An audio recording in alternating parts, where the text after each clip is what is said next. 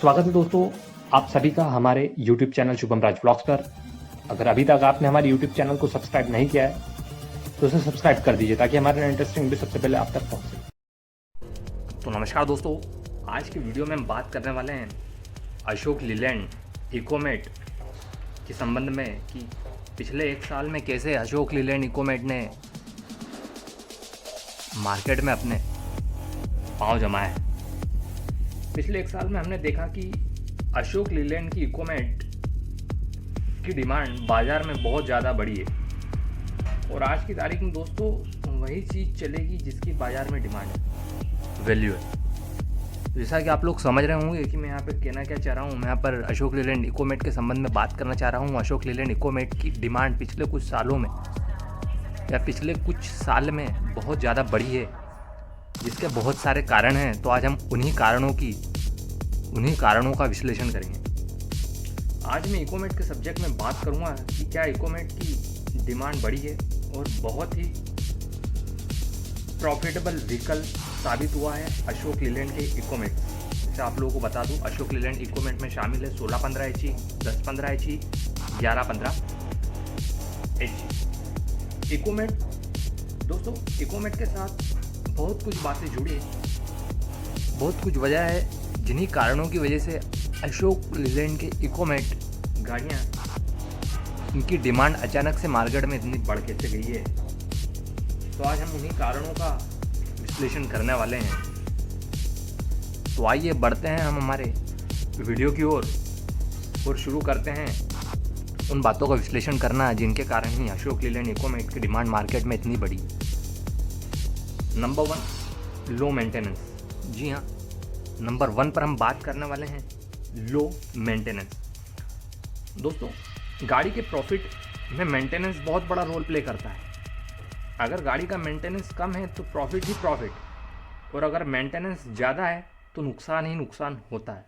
ऐसा हम नहीं बोलते, कई सारे इकोमेट गाड़ी के मालिकों और ड्राइवरों से रिव्यू लेने के बाद, उनसे बात करने के बाद हमें ये चीज़ पता चली और उसी के बाद हम ये बात रख रहे हैं। कई लोगों को मेंटेनेंस क्या होता है नहीं पता, उन्हें नहीं पता दोस्तों। कई लोग ऐसे हैं जिन्हें मेंटेनेंस का मतलब ही नहीं पता, पर वो लोग जो मोटर लाइन से जुड़े हुए हैं वो लोग अच्छी तरीके से जानते हैं कि यहाँ पर मेंटेनेंस का मतलब क्या है, आखिर मैं कहना क्या चाह रहा हूँ। तो अगर आप लोग चाहोगे तो मैं मेंटेनेंस के ऊपर एक अलग से वीडियो बना दूंगा। तो दोस्तों, यहाँ पर कुल मिला के देखे जाए तो जो अशोक लीलैंड के व्हीकल्स होते हैं 1615 एचई, 1015 एचई, 1115 एचई, इनका लो मेंटेनेंस होता है, खर्चा बहुत कम होता है, प्रॉफिट ही प्रॉफिट होता है। तो पहली बात तो हमारी ये हो गई कि लो मेंटेनेंस। दूसरी बात करें वर्क एफिशिएंसी यानी कि कार्य की दक्षता। दोस्तों, यहाँ पर आप लोगों को अच्छी तरीके से समझाऊंगा कि कार्य की दक्षता का मतलब आखिर होता क्या है। कार्य की दक्षता से हमारा मतलब है कि कोई भी काम कोई कर रहा है तो उसकी दक्षता क्या है। मतलब कुछ करने या वांछित परिणाम प्राप्त करने में सामग्री, ऊर्जा, प्रयास, धन और समय नष्ट करने में या समय नष्ट करने से बचने की क्षमता ही हमारी कार्य की दक्षता कहलाती है। तो हम लोग चाहेंगे कि हमारा उस गाड़ी में धन कम लगे, सामग्री कम लगे, ऊर्जा कम लगे और हमें ज़्यादा से ज़्यादा वर्क के काम से प्रॉफिट हो। तो दोस्तों, यही है वर्क एफिशिएंसी। तो अशोक लीलैंड इकोमेट गाड़ियों की वर्क एफिशिएंसी, कार्य की दक्षता बहुत ज़्यादा होती है। उनमें हमें कम लगाना पड़ता है और ज़्यादा लेना होता है। दोस्तों, कम खर्च करो और ज़्यादा प्रॉफिट अर्न करो। तो ये होगी दूसरी बात, वर्क एफिशिएंसी। तीसरी बात करूँगा मैं रफ एंड टफ। जी हाँ दोस्तों, रफ एंड टफ के मामले में अगर बात की जाए तो यहाँ पर अशोक लीलैंड की इकोमेट गाड़ियाँ खरी उतरती है रफ एंड टफ के मामले में। अगर हम बात करें मंडी टच की, मंडी टच एक्सप्रेस की, तो हम देखते हैं दोस्तों, गाड़ी को दिए गए टाइम में हमें उस मंजिल तक पहुँचाना होता है। अगर हम उस टाइम में गाड़ी को उस मंजिल तक नहीं पहुँचा रहे हैं, या तो हमारा इनाम काट लिया जाएगा या फिर हमारी बात जो बनी है वो बिगड़ जाएगी। दोस्तों, यहाँ पर एक जुबान की बात होती है। तो उस बीच दोस्तों हमें हाउ एनी कंडीशन अपनी गाड़ी को उस मंजिल तक पहुंचाना होता है। और इस बीच ना तो हम गाड़ी के सड़क पे बने हुए स्पीड ब्रेकर्स को देखते हैं, ना तो सड़क पे बने हुए खड्डों को देखते हैं, और ना ही हम सड़क को देखते हैं कि आखिर वो सड़क कैसी है। हमें सिर्फ मतलब होता है कि गाड़ी को कल सुबह हमें जयपुर लगाना है, 6 बजे यानी उसे जयपुर लगाना है। दोस्तों यहाँ पे हमने देखा है कि जो अशोक लीलैंड के रफ एंड टफ व्हीकल्स होते हैं वो ऐसी सारी कठिनाइयों को पार करने के लिए बिल्कुल सूटेबल होते हैं, जिसका कारण है उसका डिज़ाइन। दोस्तों आप अशोक लीलैंड को एक बार देखिएगा, उसका डिज़ाइन एकदम अलग ही स्पोर्टी लुक मिलता है।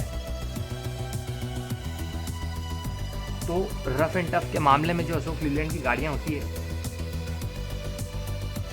थोड़ी अलग होती है।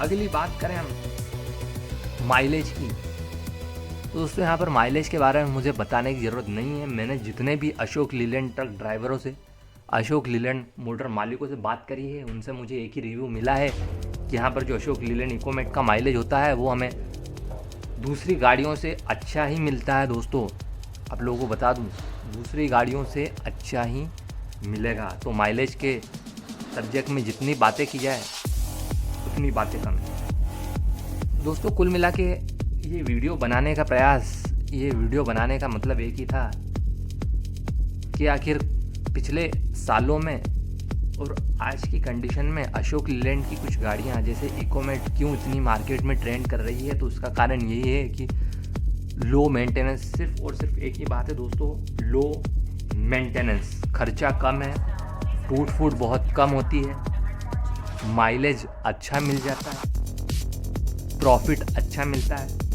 तो दोस्तों यही कारण है अशोक लीलैंड की गाड़ियों का मार्केट में इतना ट्रेंड करने का, बाजार में एकदम से अचानक इतनी डिमांड बढ़ जाने का। तो दोस्तों अगर वीडियो अच्छा लगा हो तो मेरे YouTube चैनल को ज़रूर सब्सक्राइब कीजिए, और अगर कोई सवाल हो इससे रिलेटेड तो कमेंट बॉक्स में जाइए और आप बिल्कुल पूछिए कि अगर आपको कोई सवाल हो तो। धन्यवाद।